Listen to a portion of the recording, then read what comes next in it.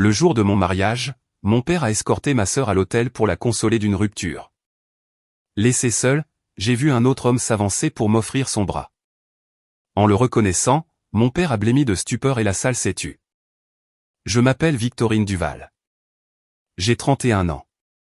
Et le jour de mon mariage, je me suis avancé seul dans l'allée. Pas parce que je l'avais choisi, mais parce que mon père avait choisi ma sœur à ma place. Il l'a fait juste devant moi. La marche nuptiale avait déjà commencé. Chloé se tenait à l'entrée, son bras passé dans le sien. Sa tête légèrement inclinée, comme elle le faisait quand elle voulait paraître fragile. Ma mère m'a retenu le poignet avant que je ne puisse bouger. Sa prise était plus forte que ce à quoi je m'attendais. Elle traverse une rupture, a-t-elle chuchoté. Ne rend pas les choses plus difficiles. Je suis resté là, seul dans l'embrasure d'une porte dans ma robe, tenant un bouquet de pivoine blanche qui commençait à me sembler plus lourd à chaque seconde. Puis un homme s'est avancé du bord du couloir. Je ne l'ai pas reconnu. Il m'a tendu le bras sans un mot. Silencieusement, doucement, comme s'il avait répété cela pendant des années. Quand mon père s'est détourné de l'allée et a vu qui c'était, tout le sang a quitté son visage. La salle de bal derrière lui est devenue silencieuse. Puis elle ne l'est plus. J'adore savoir d'où vous écoutez dans le monde. Je suis Victorine. Voici l'histoire de l'homme que mon père a passé 24 ans à essayer d'effacer et ce qui s'est passé le jour où il est revenu. Revenons au début, à un tribunal au printemps 2002 et au mensonge qui a tout déclenché. Je veux être précise sur le genre de famille que nous étions, ou plutôt sur le genre de famille que nous semblions être de l'extérieur. Nous avions une maison de 4 chambres dans une banlieue tranquille de Lyon. Armand avait un poste dont le titre semblait important quand il le prononçait lors des dîners.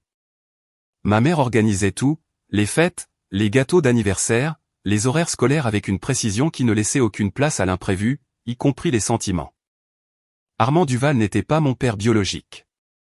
J'ai su ce fait toute ma vie. Ce que je ne savais pas, ce que je n'étais pas autorisé à savoir, c'était quoi que ce soit de réel sur l'homme qu'il était. En grandissant, l'histoire qu'on m'a racontée était simple.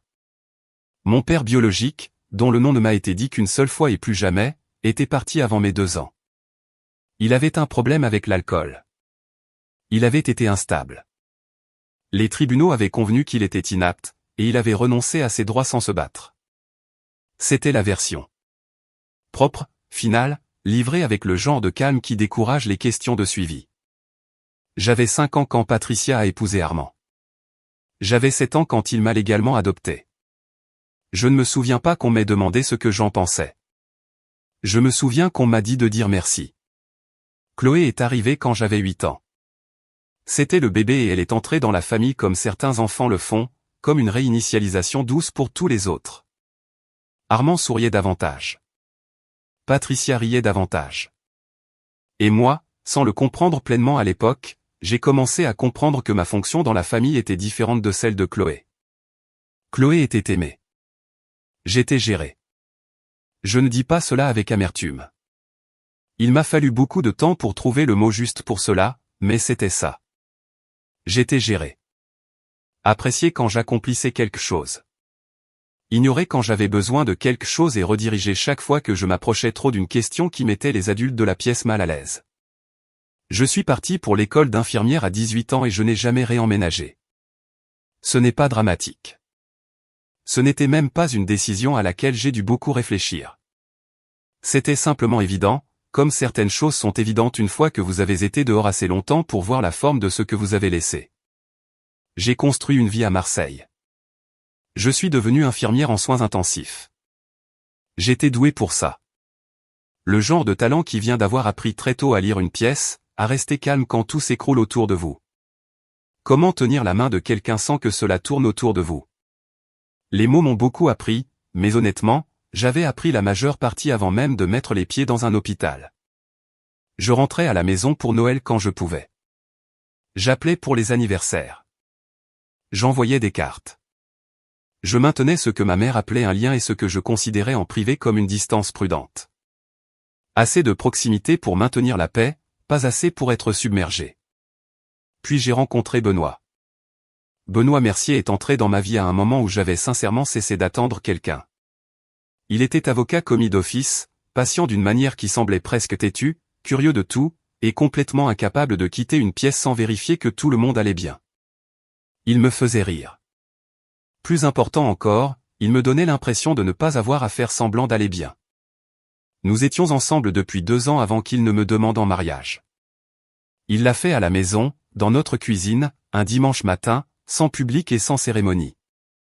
Juste lui et une bague et cette qualité particulière de silence qui signifie que quelqu'un ne s'en ira pas. J'ai dit oui immédiatement. La planification du mariage, c'est là que les choses ont commencé à se fissurer lentement. Ma mère était impatiente de s'impliquer. Armand a proposé de payer la salle, ce qui a semblé généreux jusqu'à ce que je réalise que cela signifiait qu'il s'attendait à être consulté sur chaque décision. Chloé a supposé qu'elle serait demoiselle d'honneur, puis demoiselle d'honneur avec certains privilèges, puis effectivement coplanificatrice. J'ai accepté plus que je n'aurais dû, comme on le fait quand on a passé toute sa vie à calculer le coût de la paix et à décider que ça en vaut généralement la peine. J'avais une demande. Une seule. J'ai demandé à Armand s'il voulait bien m'accompagner jusqu'à l'hôtel. Il a dit oui. Sans hésitation, sans condition. Nous étions dans sa cuisine et il avait un verre de cognac à la main et il l'a dit sans manquer un battement.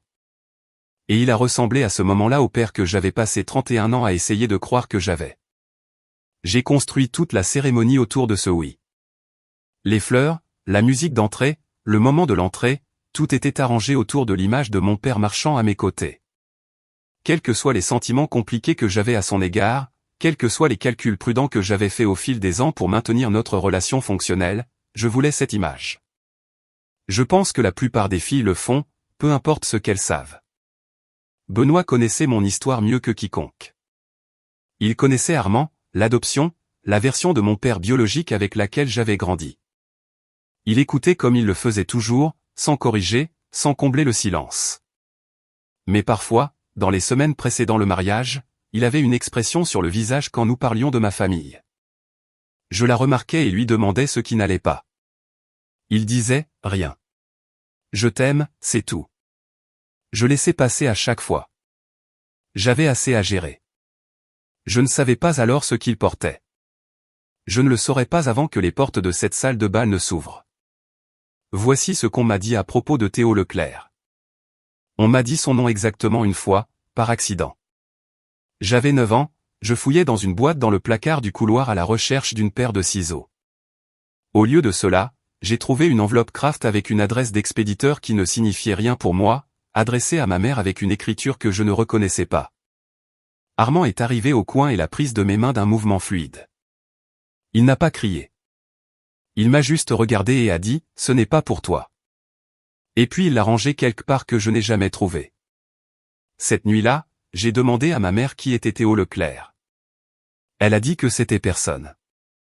Elle l'a dit comme on dit un mot auquel on ne veut pas donner de poids. Quand j'avais 14 ans, j'ai essayé de demander à nouveau. J'avais suffisamment appris sur le fonctionnement et le non-fonctionnement des familles pour me sentir en droit d'avoir quelque chose de réel. Ma mère s'est assise en face de moi à la table de la cuisine et a dit que mon père biologique avait été un homme difficile. Qu'il avait fait des choix, que les tribunaux avaient tout examiné et pris une décision dans mon meilleur intérêt. Que Armand était mon père maintenant et l'était depuis mes 7 ans. Et que c'était ce qui comptait. Elle n'était pas cruelle à ce sujet. Elle était juste fermée. Complètement et entièrement fermée. Comme quelqu'un l'est quand il a pratiqué la fermeture pendant des années. J'ai arrêté de demander. Je me suis dit que l'histoire était probablement vraie. Je travaillais en soins intensifs. J'avais vu plus d'une fois ce que l'alcool et l'instabilité pouvaient faire à une famille. Je n'avais pas besoin de détails spécifiques pour croire à la forme générale. Ce que je n'avais pas réalisé, c'est que la forme m'avait été donnée exprès. Les détails avaient été supprimés non pas parce qu'ils étaient douloureux, mais parce qu'ils étaient contradictoires. Voici ce qui s'est réellement passé. Je l'ai appris par fragments beaucoup plus tard, et je le raconterai de la manière dont je l'ai reçu, car c'est le seul ordre qui ait un sens. Théo Leclerc et ma mère se sont rencontrés au début des années 90. Ils sont restés ensemble pendant 3 ans. Ils étaient heureux. Le genre de bonheur qui ne fait pas de bonnes histoires parce que rien ne tourne mal. Patricia m'a dit depuis qu'elle l'aimait. Elle l'a dit simplement et sans s'excuser, ce qui est la chose la plus honnête que je l'ai jamais vue être sur quoi que ce soit. Je suis né en 1994. Théo était là. Il était présent physiquement, constamment, apparemment joyeusement. Ils n'étaient pas mariés, mais ils étaient une famille. Ils avaient un appartement d'une chambre et un plan pour en avoir un plus grand. Il a construit mon lit de bébé lui-même à partir d'un kit en carton plat qu'il avait acheté dans une quincaillerie et a passé un week-end entier à l'assembler. Je n'ai rien su de tout cela avant d'avoir 31 ans. Ils se sont séparés quand j'avais presque 2 ans. Les séparations avec de jeunes enfants sont rarement propres, mais de l'avis de tous, Théo est resté une présence constante. Il me prenait les week-ends. Il traversait la ville pour venir me chercher tous les vendredis après-midi sans faute. Il envoyait une pension alimentaire avant d'y être légalement obligé. Il essayait, par toutes les mesures qui existent pour de telles choses. Puis Armand est apparu. Armand était charmant quand il le voulait. Ma mère l'a dit aussi, sans tout à fait comprendre qu'elle le disait. Elle avait 27 ans et était seule d'une manière que la présence d'un tout petit ne corrige pas. Et Armand était attentif et parlait de l'avenir avec le genre de certitude qu'elle n'avait pas eu depuis un moment. Elle est tombée amoureuse. Cette partie, je la crois. Ce que je ne peux plus croire, c'est qu'elle ait pleinement compris ce qu'Armand allait faire ensuite. Quand j'avais 6 ans, Armand a commencé les démarches pour obtenir la garde légale complète en mon nom. Les motifs invoqués étaient que Théo était un parent inapte. Les preuves présentées comprenaient le témoignage de 2 témoins qui le décrivaient comme erratique, dépendant à l'alcool et occasionnellement menaçant. Ces témoins mentaient. Je ne l'ai pas su pendant 25 ans. Mais les affidavits existaient, et le juge les a lus. Et Théo, qui ne pouvait pas se permettre l'avocat qu'Armand avait engagé, était assis dans cette salle d'audience avec un défenseur public qui avait 17 autres affaires et regardait le portrait de lui-même être peint à tort et ne pouvait pas l'arrêter. Il a perdu la garde. Il a perdu les droits de visite.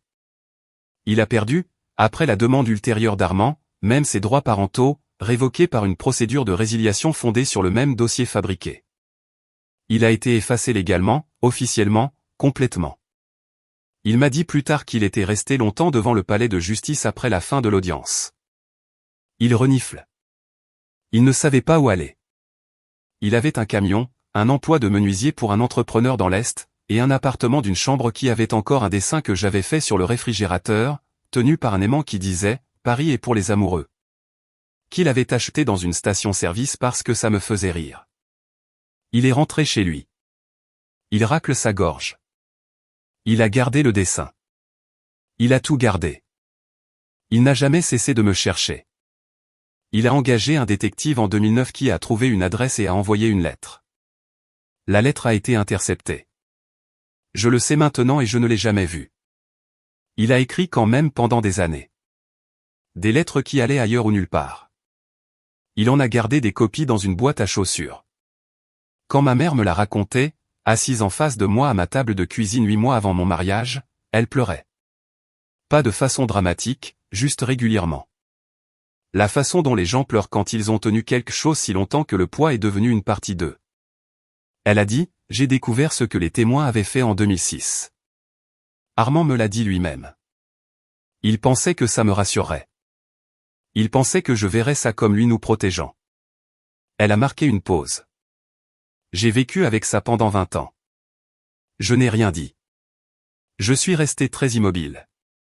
Je suis désolé, Victorine, a-t-elle dit. Je sais que ce n'est pas suffisant. Elle avait raison. Ce n'était pas suffisant. Mais c'était la première chose vraie qu'elle m'ait dite à ce sujet de toute ma vie. Et cela a changé tout ce qui a suivi. Si l'on vous a déjà raconté une histoire sur vous-même que quelqu'un d'autre a construite autour de vous sans votre connaissance, sans votre consentement, laissez un commentaire ci-dessous. Je veux savoir comment vous l'avez découvert et si vous avez déjà pu vous en défaire. Le fait de grandir dans une maison avec un secret développe une sensibilité très particulière. Non pas au secret lui-même, vous ne le connaissez pas, mais à l'architecture qui l'entoure, à la façon dont certaines questions sont redirigées.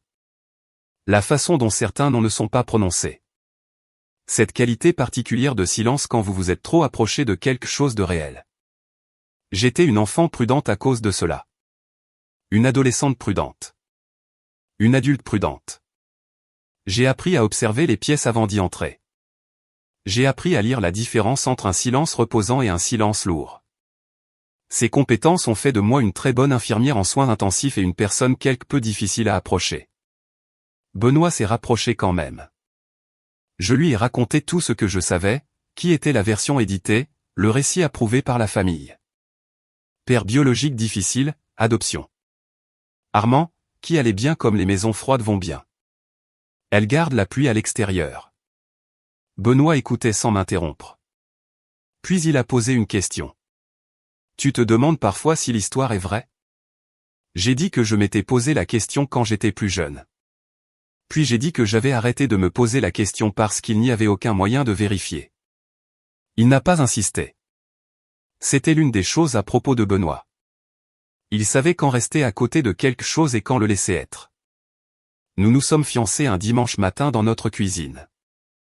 Il m'a demandé en mariage avec la bague de sa grand-mère, une simple améthyste ovale dans un serti en or uni, et j'ai dit oui avant qu'il n'ait fini sa phrase. Nous sommes restés dans la cuisine un moment après, juste enlacés, sans beaucoup parler. C'était comme arriver quelque part après un très long voyage. La planification du mariage a bien commencé.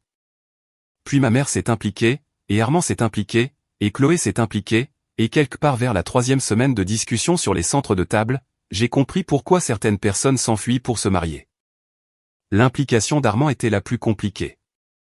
Il a proposé de payer la salle que j'ai acceptée en partie par habitude, en partie parce que la salle que nous voulions était plus que ce que nous pouvions nous permettre confortablement seuls. Il renifle. Il était courtois en public. En privé, il l'utilisait comme il utilisait la plupart des choses, comme une monnaie d'échange. Il avait des opinions sur la liste des invités. Il avait des opinions sur le plan de table. Il voulait que certains collègues soient invités, que certains cousins soient placés à certaines tables. J'ai acquiescé et j'ai accepté la plupart de ces demandes parce que j'étais trop fatigué pour évaluer le coût exact de chaque petite bataille. Mais je renifle. J'ai tenu à la seule chose qui m'importait. Je lui ai demandé de m'accompagner jusqu'à l'hôtel. Il a dit oui sans hésitation. Et il a ressemblé à ce moment-là au père que j'avais passé 31 ans à essayer de croire que j'avais. Je suis rentré à la maison et j'ai raconté à Benoît. Il est resté silencieux un instant. Puis il a dit qu'il était content. Il avait de nouveau cette expression sur le visage, celle que je voyais de plus en plus fréquemment dans les mois précédant le mariage. Une qualité de calme attentif, comme quelqu'un qui équilibre quelque chose qu'il ne veut pas renverser. Je lui ai demandé ce qui n'allait pas. Il a dit rien.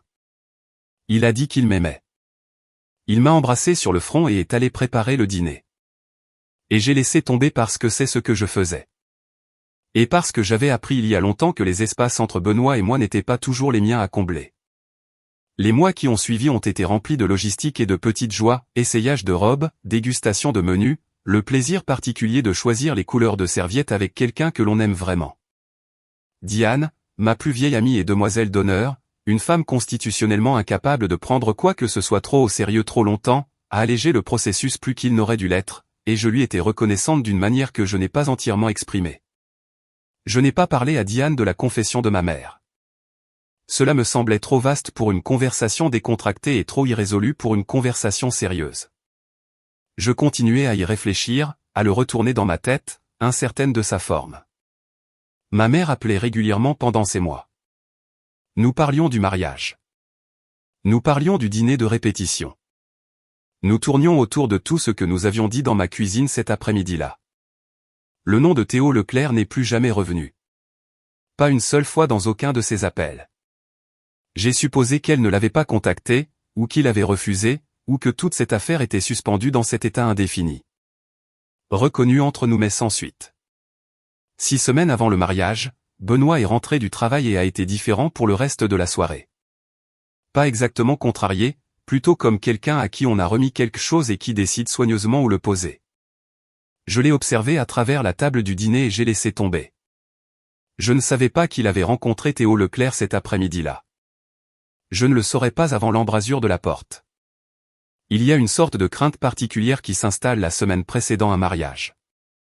Non pas à propos de la personne que l'on épouse.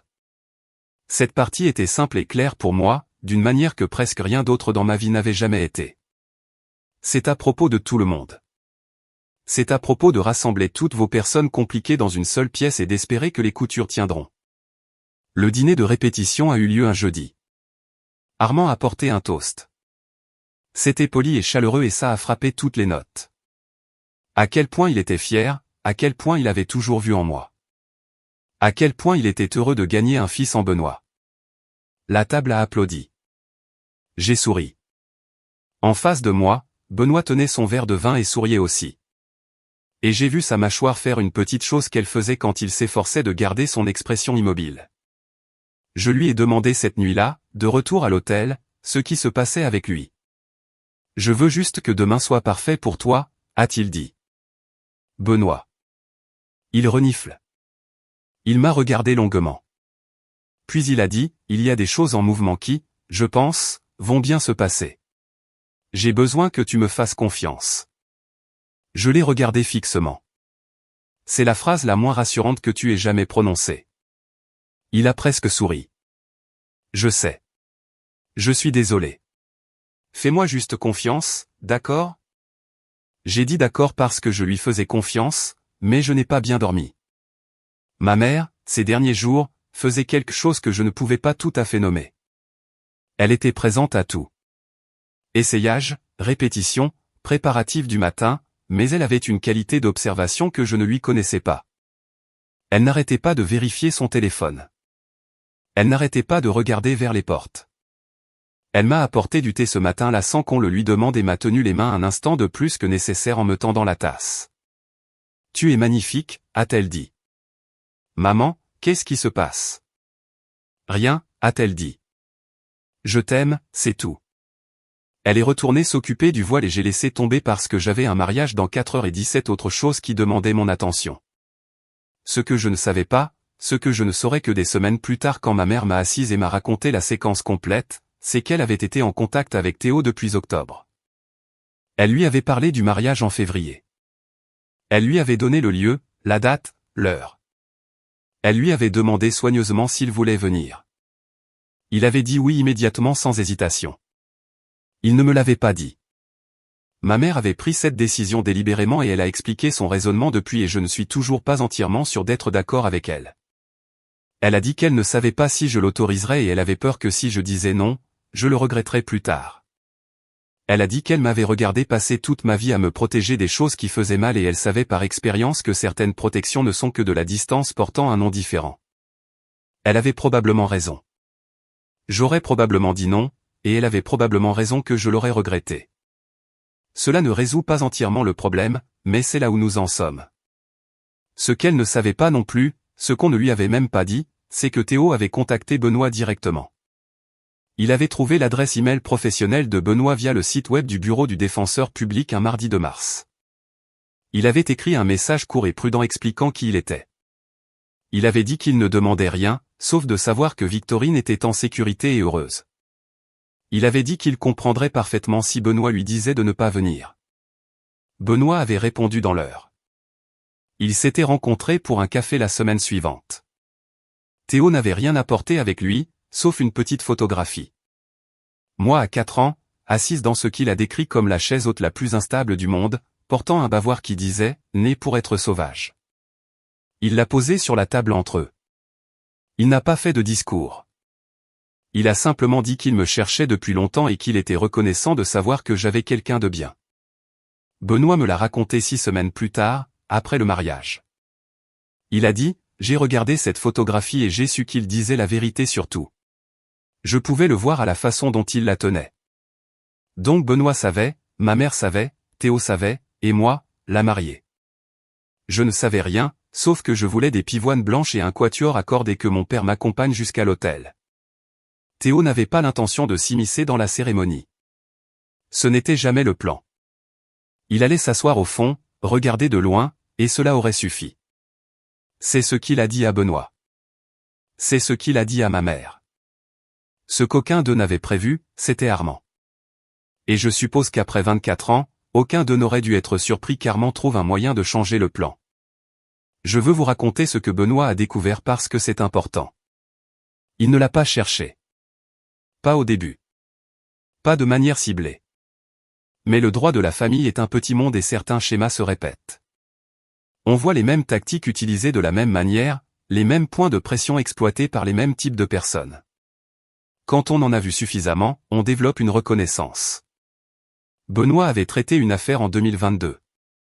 Pas la mienne, pas celle de Théo, mais une modification de garde pour un client dans le nord de la France où l'avocat adverse avait cité un précédent d'une procédure de résiliation dans le département du Rhône en 2002.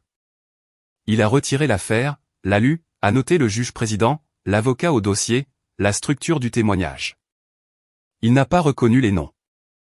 Il a juste noté que cela semblait mince, inhabituellement mince pour une résiliation involontaire. Il l'a classé, et passé à autre chose. Puis il m'a rencontré. Il n'a pas fait le lien immédiatement. Je lui ai dit que mon père s'appelait Armand Duval, que nous étions de Lyon, que j'avais été adopté à 7 ans, qu'il était avocat commis d'office et que j'étais infirmière, et que nous étions deux personnes qui tombaient amoureuses, et il n'analysait pas mon histoire familiale comme un dossier. Il écoutait simplement, mais le nom est resté quelque part en lui. À l'automne 2025, 3 mois après que je lui ai enfin avoué la confession de ma mère, il a de nouveau examiné l'affaire du Rhône et l'a lu plus attentivement. Il a examiné les témoins. Il a examiné l'avocat au dossier, un homme nommé Paul Girard, depuis à la retraite. Il a passé 2 appels téléphoniques. Le premier à un collègue qui avait été greffier pour un juge du département au début des années 2000. Il a demandé à propos de Girard, si quelque chose dans son travail avait jamais semblé inhabituel. Son collègue a dit que Girard avait été l'avocat personnel d'Armand Duval pendant environ 15 ans, qu'il s'occupait de tout. Personne n'avait jamais pu le prouver, mais il y avait toujours des questions sur le dossier de garde de 2002. Le deuxième appel était à une organisation d'aide juridique à Bordeaux qui se spécialisait dans les affaires de garde annulées. Il renifle. Il a demandé si quelqu'un là-bas avait déjà entendu parler de Théo Leclerc. La femme qui a répondu a marqué une pause avant de parler. Elle a dit, Théo Leclerc essaie de faire réexaminer ce dossier depuis 20 ans. Nous l'avons aidé à déposer une requête en 2014. Cela n'a abouti à rien. Les témoins n'ont pas pu être localisés. Benoît a dit, de quoi auriez-vous besoin pour le rouvrir? Elle a dit, honnêtement, l'un des témoins ou des documents prouvant que le témoignage était coordonné. Il l'a remercié et a raccroché et est resté assis dans son bureau pendant longtemps. Il ne m'a rien dit de tout cela. Je lui ai demandé pourquoi, et il m'a donné plusieurs réponses qui sont toutes partiellement vraies. Il ne voulait pas me donner de faux espoirs avant de savoir que l'affaire était viable. Il ne voulait pas introduire le chaos dans une période déjà logistiquement accablante. Et c'est la réponse qu'il a donnée en dernier et le plus silencieusement. Il n'était pas sûr de la façon dont je le gérerais. Et il essayait de me protéger de la chose dont j'avais le plus besoin de ne plus être protégé. Je lui ai dit que je comprenais. Je le fais en grande partie. Il a retrouvé l'un des témoins en décembre 2025. L'homme avait déménagé en Provence, avait 72 ans, et, à l'entendre, portait la culpabilité depuis très longtemps sans pouvoir s'en défaire. Il n'a pas eu besoin de beaucoup de persuasion. Il a dit qu'on lui avait payé 3 000 € pour donner ce témoignage en 2002. Il a dit qu'il ne s'était jamais senti bien à ce sujet. Il écrirait un affidavit sous serment si cela pouvait aider. Benoît a déposé l'affidavit auprès du tribunal de la famille en janvier 2026, 3 mois avant notre mariage. L'affaire était toujours en cours. Ces choses avancent lentement, mais le dossier a été officiellement, légalement fissuré pour la première fois en 24 ans. Théo savait. Benoît l'avait appelé. Je ne savais pas. Personne ne m'avait appelé. J'ai depuis parlé longuement avec Théo. C'est un homme calme, du genre de calme qui n'est pas absence, mais présence. Il occupe une pièce comme un bon meuble, solidement et sans exiger d'attention. Il m'a raconté les années de recherche par fragments, comme on raconte les choses quand on a vécu avec elle assez longtemps pour qu'elles aient perdu leurs aspérités. Le détective privé en 2009 qui a retrouvé une adresse de réexpédition et envoyé une carte qui a été retournée.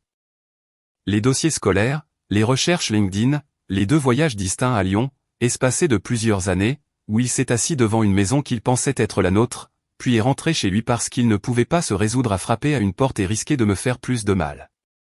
Je ne savais pas ce qu'on t'avait dit de moi, a-t-il dit. Je ne savais pas si tu me détestais. Je n'arrêtais pas de penser à ce qui était le mieux pour toi, et je n'ai jamais pu en être sûr. Il a cessé d'essayer les canaux officiels en 2016 lorsque la dernière pétition a été rejetée. Après cela, il a simplement continué. Il travaillait. Il construisait des choses de ses mains. Il gardait une photographie de moi sur son réfrigérateur avec le même aimant qui avait toujours été là. Paris est pour les amoureux. Et il n'a pas oublié. Et il n'a pas cessé d'espérer. Quand le numéro de ma mère est apparu sur son téléphone en octobre 2025, il n'a pas répondu la première fois parce qu'il pensait que c'était une erreur. Elle a rappelé. Il a décroché. Il a dit qu'il y a eu un long silence des deux côtés. Puis elle a dit, « Théo, je suis désolé. Je suis désolé depuis très longtemps. » Il a dit, « Je sais. » Dans les mois de lettres qu'il ne m'a jamais envoyées, il y a 43 pages. Je les ai lues depuis, toutes dans l'ordre. Ce ne sont pas des lettres dramatiques. Elles ne plaident pas, n'accusent pas, ne mettent pas en scène. Elles parlent de choses ordinaires. Une bonne journée sur le chantier, un orage, une chanson à la radio qui lui a fait penser à moi. Elles disent des choses comme « J'espère que tu as un professeur qui te fait te sentir intelligente. » Et « J'espère que quelqu'un t'a appris à bien faire du vélo parce que je t'avais presque appris avant que tout ne change. » La dernière était datée de mars 2026. Elle disait « J'ai entendu dire que tu te mariais. Je suis si content. J'espère qu'il est quelqu'un qui te voit clairement. Je serai là si je peux. Je ne demanderai rien. Je veux juste voir ton visage une dernière fois. » J'ai trouvé cette lettre en avril dans la salle de bal dans la poche intérieure d'un homme que je ne connaissais pas encore. La semaine précédant le mariage, j'ai rêvé d'un homme dont je ne voyais pas clairement le visage. Il construisait quelque chose dans un atelier. J'entendais le bruit, le rythme régulier. Et quand je me suis réveillé à 4 heures du matin, je suis resté très immobile et j'ai écouté Benoît respirer et j'ai essayé de me souvenir si j'avais déjà eu l'impression d'appartenir complètement à quelque part. La réponse était oui, Benoît. Notre appartement, les soins intensifs un mardi soir quand tout était sous contrôle et qu'on sentait tout le service respirer ensemble. Pas ma maison d'enfance, jamais vraiment là. Je me suis levé et me suis assise près de la fenêtre et j'ai regardé la ville. Elle continue toujours. Et j'ai ressenti, sous la nervosité de la veille du mariage, quelque chose d'autre. Quelque chose que je ne pouvais décrire que comme de l'anticipation. Je renifle. Pas le genre anxieux, le genre qui signifie que quelque chose de réel arrive et que votre corps le sait avant votre esprit.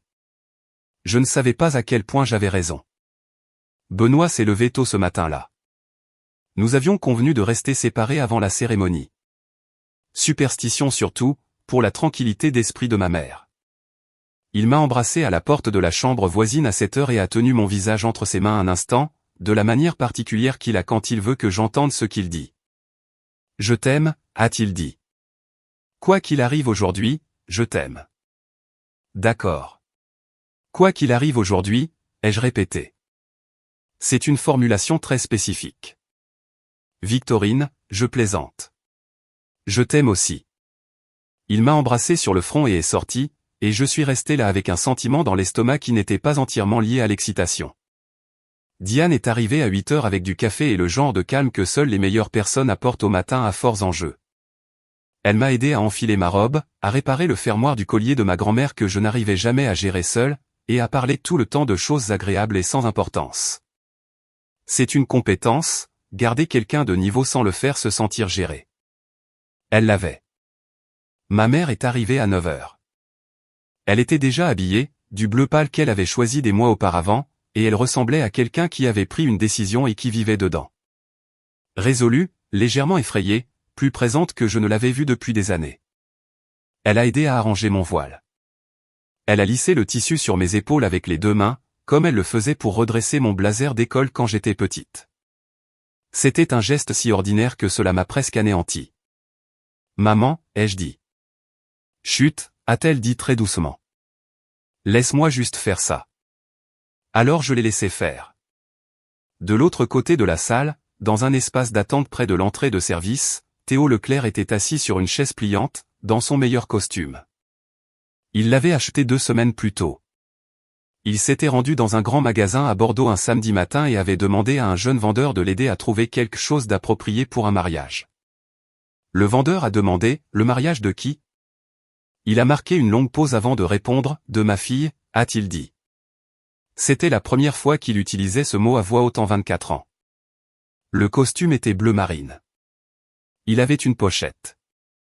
Il avait la photographie dans sa poche intérieure, pliée une fois le long d'un pli qui était là depuis des années, et les 43 lettres dans une enveloppe à l'intérieur de la veste aussi, trop épaisse pour être complètement plate, pressant contre sa poitrine de l'intérieur. Il était terrifié, non pas d'Armand, mais de moi, de la façon dont je réagirais, de savoir si je serais effrayé, ou en colère, ou dépassé, de savoir si sa vue ruinerait ce qui aurait dû être le plus beau jour de ma vie. Il s'est assis sur la chaise pliante et a respiré et s'est rappelé qu'il n'était pas venu réclamer quoi que ce soit. Il était venu la voir. C'était tout. Il s'assoirait au fond. Il regarderait de loin. Et si elle avait besoin qu'il disparaisse, il disparaîtrait. C'était le plan. C'est Benoît qui avait changé le positionnement. La nuit précédente, il avait déplacé Théo du fond de la salle vers le couloir latéral, près de l'entrée principale, où le cortège nuptial devait se tenir. Il a dit à Théo d'attendre là, de sentir l'ambiance, et qu'il ne pensait pas que l'ambiance allait exiger de disparaître. Théo n'a pas entièrement compris cela à l'époque. Il l'a compris quand il a entendu la musique changer et a levé les yeux et a vu une mariée debout seule dans une embrasure de porte. La cérémonie devait avoir lieu à 14h. À 13h30, la suite nuptiale avait atteint son propre genre de chaos organisé. Diane gérait tout le monde avec un presse-papier qu'elle avait sorti de quelque part. Le fleuriste avait fait 3 allers-retours. Mon bouquet, des pivoines blanches, exactement comme je l'avais demandé, était posé dans un vase d'eau sur le rebord de la fenêtre. Et chaque fois que je le regardais, je ressentais une petite vague de joie nette qui n'avait rien à voir avec les mariages et tout à voir avec les fleurs étant simplement ce qu'elles sont. Ma mère était plus calme à ce moment-là. Elle avait pleuré plus tôt dans la salle de bain, la porte presque, mais pas entièrement fermée. Quand elle est revenue, son maquillage était parfait, son visage était composé, et elle m'a regardé avec une expression que je comprends maintenant comme étant de la culpabilité et de l'amour à parts égales, irrésoluble. Je pensais que c'était une émotion de mère le jour du mariage de sa fille.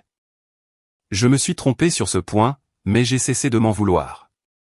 À 13h50, nous avons commencé la marche de la suite vers la zone de rassemblement, le large couloir juste devant les portes principales de la salle de bal où le cortège devait s'aligner dans l'ordre. La coordinatrice du lieu, une femme énergique nommée Clara, qui n'avait jamais, en 3 mois de planification, perdu son sang-froid, tenait une radio et un plan de table et comptait les têtes. Armand attendait dans le couloir, costume gris anthracite, les boutons de manchette que j'avais vus à chaque occasion formelle pendant 15 ans. Il a souri quand il m'a vu. Il a dit, « Tu es magnifique ». J'ai dit, « Merci ». Le cortège nuptial s'est arrangé dans l'ordre répété. Diane à l'avant, les demoiselles d'honneur par paire, la nièce de 5 ans de Benoît, la demoiselle d'honneur, complètement insouciante de l'ampleur de l'occasion. Armand et moi à l'arrière, attendant notre signal. La musique a changé à l'intérieur de la salle de bal. La procession a commencé. Un par un, le couloir s'est vidé jusqu'à ce qu'il ne reste plus que Armand et moi. Je me suis tourné pour prendre son bras. Il n'était pas là. Je me suis retourné et l'ai trouvé à 2 mètres dans le couloir, à côté de Chloé. Elle était apparue d'une porte latérale que je n'avais pas entendu s'ouvrir. Elle portait une robe pâle que je reconnaissais d'il y a des mois, et son visage avait la configuration qu'il prenait quand elle voulait que quelqu'un s'inquiète pour elle. Yeux légèrement trop grands, menton légèrement baissé. Elle tenait un petit bouquet, comme si elle s'était attendue depuis le début à faire partie de la procession. La main d'Armand était sur son dos. Il lui parlait doucement, et tandis que je regardais, il lui a offert son bras. Elle l'a pris. Ils se sont tous les deux tournés vers les portes. Ma mère était à mon épaule, sa main serrée autour de mon poignet. Elle traverse une rupture, a-t-elle dit à voix basse et tendue. Ne fais pas de scène, Victorine, s'il te plaît. J'ai regardé la main de ma mère sur mon poignet. J'ai regardé Chloé, prenant ma place au bras de mon père. J'ai regardé les portes devant nous et le moment qui continuait sans moi. 31 ans de pratique à cela. 31 ans d'absorption sans se briser, de choix de la voie la moins perturbatrice, de décision que le coût de la bataille était plus élevé que le coût de la blessure. Je suis resté très immobile. Armand et Chloé sont passés par les portes. Ma mère a relâché mon poignet et a suivi, et j'étais seul dans le couloir dans ma robe de mariée avec mon bouquet de pivoine blanche, et la musique jouait toujours. Et quelque part devant moi, à 15 mètres, mon mari se tenait à un autel, ne sachant pas ce qui venait de se passer. C'est alors que l'homme s'est avancé. Il venait du côté du couloir, en retrait juste assez pour que je ne l'ai pas remarqué pendant la précipitation de la procession. Il avait une 60aine d'années, costume bleu marine, pochette, yeux calmes, une expression que je ne pouvais nommer sinon pour dire que ce n'était pas de la pitié. Il s'est avancé et m'a offert son bras. Il ne s'est pas expliqué. Il n'a pas parlé. Il a juste offert son bras tranquillement et a attendu.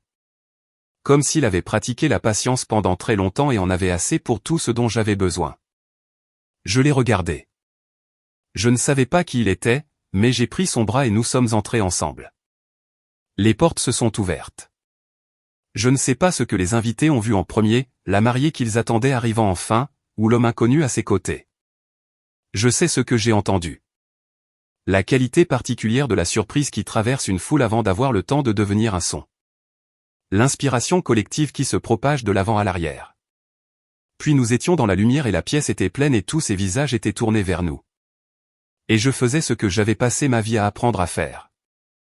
Avancer, rester droite, ne pas laisser transparaître l'intérieur. Je n'ai pas quitté Benoît des yeux. Il était à l'autel, à 15 mètres devant. Il m'a vu entrer, et son visage, que je connais dans toutes ses expressions, a fait quelque chose que je n'avais jamais tout à fait vu auparavant. Ses yeux sont passés de moi à l'homme à mon bras. Et puis quelque chose en lui s'est posé, est devenu calme et certain, et indéniablement soulagé. Il savait que c'était juste. C'est à ce moment-là que j'ai compris que j'étais en sécurité. 4 pas dans l'allée, Armand s'est retourné. Il se tenait près du premier rang avec Chloé, l'ayant accompagné à sa place, et s'était attardé à proximité. Je ne sais pas ce qui l'a fait se retourner à cet instant précis. Le changement d'attention, un instinct, le réflexe spécifique qui se développe chez un homme qui a passé 24 ans à guetter exactement ce genre de perturbation. Il s'est retourné. Il a vu l'homme à mon bras. La couleur a complètement quitté son visage, pas progressivement, tout d'un coup. J'ai travaillé assez longtemps en médecine d'urgence pour reconnaître un choc physiologique. Et ce que j'ai vu sur le visage d'Armand à ce moment-là était un homme dont le système venait de recevoir quelque chose qu'il n'avait pas de cadre pour traiter. Il a prononcé le nom de Théo, pas fort, mais dans le calme de cette pièce, qui était devenue très silencieuse, comme les foules deviennent silencieuses quand elles comprennent que quelque chose d'important se passe sans encore avoir les informations pour l'expliquer. Je l'ai entendu à 3 mètres de distance. Armand, a dit Théo, c'était tout, juste le nom sur un ton mesuré. Le ton d'un homme qui a répété toutes les versions possibles de ce moment et a choisi la version qui exige le moins de tout le monde. Armand a fait un pas en avant. Que faites-vous ici? Pas une question. J'accompagne ma fille jusqu'à l'hôtel, a dit Théo en 7 mots. La pièce les a traités par couches. D'abord les gens des premiers rangs qui pouvaient entendre clairement, puis une onde s'est propagée à mesure que la phrase passait par des chuchotements, de personne à personne, jusqu'à atteindre l'arrière. J'ai regardé cela se produire. J'ai regardé la compréhension se propager à travers 400 personnes comme le temps traverse un champ. Ma mère était au 3e rang. Je l'ai vue porter sa main à sa bouche. Chloé était à côté d'elle avec l'air particulier de quelqu'un qui a été véritablement pris au dépourvu. Quoi qu'elle ait su de l'histoire de notre famille, cela n'incluait pas cela. Vous n'avez aucun droit d'être ici, a dit Armand. Sa voix était plus forte maintenant. Le calme commençait à montrer ses failles. J'ai tous les droits, a dit Théo avec la même assurance. C'est ma fille. C'est ici que je devrais vous dire ce que je ressentais dans mon corps, marchant dans une allée avec un homme que je ne connaissais pas, regardant mon père s'effondrer devant 400 personnes. Mais la réponse honnête est pas grand-chose, pas encore. Je passe en mode urgence, hyper attentive, hyper fonctionnelle. Les sentiments fonctionnent sur une voie séparée de l'action. Ils viendraient plus tard. À ce moment-là, j'étais simplement présente. Nous avons atteint l'hôtel. Benoît est descendu pour me rencontrer. Il m'a pris la main libre. Il a regardé Théo et Théo l'a regardé et quelque chose s'est passé entre eux dont je n'avais pas encore le contexte. Benoît a dit doucement « Merci ». Théo a hoché la tête. Il m'a tendu son autre main, et j'ai placé la mienne dans la sienne brièvement, juste un instant. Et puis Benoît tenait les 2 miennes, et Théo a reculé. Armand n'avait pas fini. Il a traversé l'avant de la pièce en 4 grandes enjambées, ignorant l'officiant, ignorant les invités, ignorant toute gravité sociale qui maintient les gens à leur place lors d'une cérémonie de mariage. Il s'est arrêté à 2 mètres de Théo. « Vous devez partir » a-t-il dit. Armand, la voix de ma mère depuis le 3e rang. Un avertissement. Armand ne l'a pas regardé. Vous n'avez aucune autorité légale. Vous n'avez aucune revendication ici. Vous avez été retiré de cette famille par un tribunal et vous devez. Armand, la voix de ma mère à nouveau. Plus fort. Et elle se tenait debout. Patricia Duval ne levait pas la voix en public, en règle générale. Les gens dans cette pièce qui la connaissaient l'ont immédiatement remarqué. Armand s'est retourné. Elle se tenait au 3e rang dans sa robe bleu pâle, et elle a regardé son mari avec une expression que je n'avais jamais vue sur son visage en 31 ans. L'expression d'une femme qui a décidé définitivement et sans appel qu'elle en a fini. « Asseyez-vous » a-t-elle dit. Il l'a fixé. J'ai dit « Asseyez-vous, Armand. » C'est fini. La phrase a atterri dans cette pièce comme une pierre dans l'eau. L'onde a atteint les murs du fond. « Vous ne savez pas ce que vous faites » a-t-il dit. Le ton de sa voix, la pression derrière, était quelque chose que je reconnaissais de l'enfance. Le ton qui remplissait autrefois une maison entière d'une certaine qualité de silence. Ça n'a pas marché cette fois. Je sais exactement ce que je fais, a dit ma mère. J'aurais dû le faire il y a 20 ans. Elle a pris une inspiration. Ses mains étaient croisées devant elle, parfaitement immobiles. En 2002, a-t-elle dit, Armand a fait en sorte que 2 témoins fournissent de faux témoignages lors de l'audience de garde de Théo. Ils ont été payés. Le témoignage a été fabriqué. Théo Leclerc n'a pas abandonné sa fille. Il n'était pas instable. Il ne buvait pas. C'était un père qui a été délibérément retiré de la vie de son enfant afin qu'Armand puisse contrôler cette famille sans inconvénient. La pièce était absolument silencieuse. Je l'ai découvert en 2006. Armand me l'a dit lui-même. Il pensait que je verrais ça comme lui nous protégeant. Elle a marqué une pause. J'ai vécu avec ça depuis. Je ne suis plus disposé à le faire. Le visage d'Armand a traversé une séquence. Choc, calcul, et puis quelque chose que je n'avais jamais vu auparavant. La peur. Non pas de la foule. Non pas de Théo, mais de ma mère, debout au 3e rang, ayant posé quelque chose qu'elle portait depuis 20 ans, et n'ayant aucune intention de le reprendre. Patricia, a-t-il commencé. Non, a-t-elle dit. Certains mots agissent comme un point à la fin d'une phrase. Celui-là l'a fait. Un long silence a tenu la pièce. Puis, de quelque part vers le milieu, quelqu'un a commencé à applaudir lentement. Une fois, puis à nouveau, le son s'est répandu comme les sons se répandent dans une pièce quand la pièce a décidé quelque chose collectivement, jusqu'à ce que ce soit une salle de bal pleine de gens répondant à une femme qui avait dit la vérité en public pour la première fois en 2 décennies. Armand est resté très immobile. Il a regardé Théo. Il a regardé ma mère. Il m'a regardé. J'étais à l'hôtel, tenant les mains de Benoît et le regardant avec une expression que je ne peux pas décrire pleinement, sauf pour dire que ce n'était pas de la colère. C'était quelque chose de plus ancien que la colère. Quelque chose qui attendait depuis très longtemps d'être autorisé à exister. Je n'ai rien dit. Je n'avais rien à dire. L'officiant m'a regardé, puis Benoît, puis la pièce, avec l'expression d'un homme qui a officié de nombreux mariages et qui opère maintenant sans carte. Il s'est raclé la gorge. Je me suis retourné pour faire face à mon mari. Devrions-nous continuer, ai-je demandé.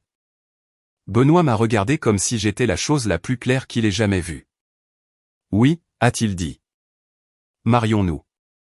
Nous nous sommes mariés là, dans cette salle de bal, avec 400 personnes qui avaient été témoins de quelque chose d'inattendu. Nous nous sommes tenus à l'autel et avons prononcé nos vœux. L'officiant nous a guidés à travers chaque mot, calmement et sans hâte, comme si les 15 minutes précédentes n'avaient fait que partie de la cérémonie. Elle l'était, je suppose, mais pas la partie que quiconque avait prévue. Je ne me souviens pas de mes vœux dans l'ordre. Je me souviens de la sensation qu'il procurait, du poids de vouloir dire chaque mot complètement, de la qualité légèrement surréaliste de prononcer les mots les plus importants de ma vie alors que l'air dans la pièce vibrait encore de tout ce qui les avait précédés. Benoît a pleuré, pas de manière dramatique. Ses yeux se sont remplis et une larme s'est échappée, qu'il a essuyée du revers de la main sans s'excuser. Je n'ai pas pleuré. Pas encore. Pas complètement. Je pense que cela se ferait encore un chemin en moi. Quand l'officiant a dit, vous pouvez embrasser votre marié. Et nous nous sommes embrassés. La pièce a repris vie. Les applaudissements avaient une texture. Pas seulement une célébration polie, mais un soulagement. 400 personnes avaient été témoins de quelque chose d'injuste, puis l'avaient vue interrompue, et elles libéraient la tension à travers leurs mains. Pendant la procession de sortie, j'ai croisé Théo au bord de l'allée. Il s'était reculé après l'autel, se tenant légèrement sur le côté, pas tout à fait dans la foule, pas tout à fait à l'écart, exactement là où il avait toujours été, pensais-je. Plus tard, assez près pour être présent, assez loin pour ne rien exiger. Je me suis arrêté. Benoît s'est arrêté avec moi. Théo m'a regardé et n'a rien dit parce qu'il y avait trop à dire et qu'il savait apparemment depuis 24 ans que j'étais quelqu'un que l'on ne bouscule pas. J'ai dit, tu as construit mon lit de bébé à partir d'un kit.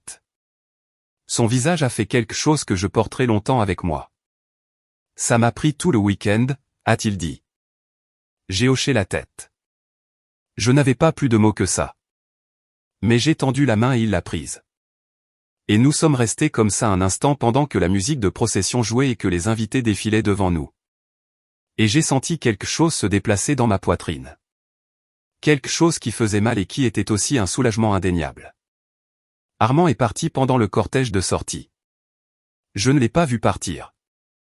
3 personnes distinctes m'ont dit par la suite qu'il était sorti par une porte latérale pendant que Benoît et moi nous embrassions à l'hôtel, et que ma tante Béatrice, qui le connaissait depuis 20 ans et ne l'avait jamais particulièrement aimé, avait commencé à l'applaudir lentement alors qu'il partait, ce qu'il n'a pas reconnu. Il est rentré chez lui en voiture. Ma mère n'est pas partie avec lui. Elle est restée à la réception pendant 3 heures. Elle m'a tenu la main 2 fois. Elle a passé 45 minutes dans un coin près du bar à parler avec Théo, et je les ai regardés de l'autre côté de la pièce sans pouvoir rien entendre. J'ai ressenti quelque chose d'étrange, de triste et de nécessaire à la vue de cela. Pendant le cocktail, Benoît s'est assis avec moi dans une petite pièce tranquille et m'a tout raconté, l'affaire qu'il avait trouvée, l'affidavit, sa rencontre autour d'un café avec Théo en mars. Il l'a dit simplement, sans se défendre, et quand il a eu fini, il a dit, j'aurais dû te le dire plus tôt. Je le sais. Je suis resté un instant. Tu essayais de me protéger, ai-je dit. Oui, a-t-il dit. Ce dont tu n'avais pas besoin. Non, ai-je dit, je n'en avais pas besoin. Il a accepté cela sans détour. C'est l'une des choses que j'aime le plus chez lui. Il ne discute pas les vérités. L'affaire est toujours ouverte. Il a dit que cela pourrait prendre encore 1 an avant que quoi que ce soit ne soit formellement statué, mais le dossier est fissuré et l'affidavit est déposé. Que veut Théo de tout cela? Être votre père, a dit Benoît. Quoi que cela signifie à 31 ans avec toutes ces années entre-temps. Il n'est pas intéressé par une bataille juridique. Il veut juste être autorisé à exister dans votre vie si vous le voulez. J'ai regardé de l'autre côté de la pièce où Théo se tenait, toujours dans son costume bleu marine, tenant un verre d'eau et parlant avec le père de Benoît, qui avait l'air d'un homme qui avait évalué la situation et décidé que Théo Leclerc était une personne qui valait la peine d'être connue. J'ai étudié le visage de Théo. C'était mon visage d'une certaine manière structurelle. La mâchoire, quelque chose autour des yeux. Je l'avais remarqué lorsque nous descendions l'allée et j'avais ensuite essayé de ne pas y penser parce que j'avais une cérémonie à mener à bien. J'y ai pensé maintenant. D'accord, ai-je dit. D'accord, tu le veux, a demandé Benoît. D'accord, ai-je dit à nouveau. Nous allons trouver une solution. Vers la fin de la réception, Théo m'a retrouvé à ma table, entre 2 danses. Il s'est assis à côté de moi et a fouillé dans sa poche intérieure et a posé une enveloppe sur la table entre nous. Je t'ai écrit, a-t-il dit, chaque année pendant un certain temps. Je sais que tu ne les as jamais reçus, mais j'ai gardé les copies. J'ai regardé l'enveloppe, épaisse, usée au coin. Puis-je les lire, ai-je demandé. Elles sont pour toi, a-t-il dit. C'est pourquoi je les ai apportées. Si cette histoire vous a touché, si vous avez passé des années au sein d'une famille qui appelait gestion l'amour, je veux que vous le disiez dans les commentaires. Vous n'avez pas à l'expliquer. Sachez simplement que nommer ce qui vous est arrivé n'est pas la même chose que de vous blâmer de ne pas l'avoir vu plus tôt. Certains d'entre nous apprennent la différence tardivement. Tarder est toujours permis. Je n'ai pas ouvert l'enveloppe à table. Je l'ai mise dans mon sac et l'ai emportée à l'hôtel cette nuit-là et j'ai lu chaque lettre dans la salle de bain à 2 heures du matin pendant que Benoît dormait dans la pièce d'à côté. Toutes les 43, dans l'ordre. 2 semaines après le mariage, l'avocat d'Armand a contacté Benoît concernant l'affidavit en attente. Le langage était prudent, le ton mesuré, mais l'intention était claire. Armand voulait discuter d'une résolution qui n'impliquait pas un réexamen formel des procédures de 2002. Benoît a dit qu'il n'y avait rien à discuter. L'affidavit était au dossier. Le tribunal de la famille s'en chargerait. Armand, nous avons appris, a consulté 3 autres avocats dans les semaines qui ont suivi. Je ne sais pas ce qu'ils lui ont dit.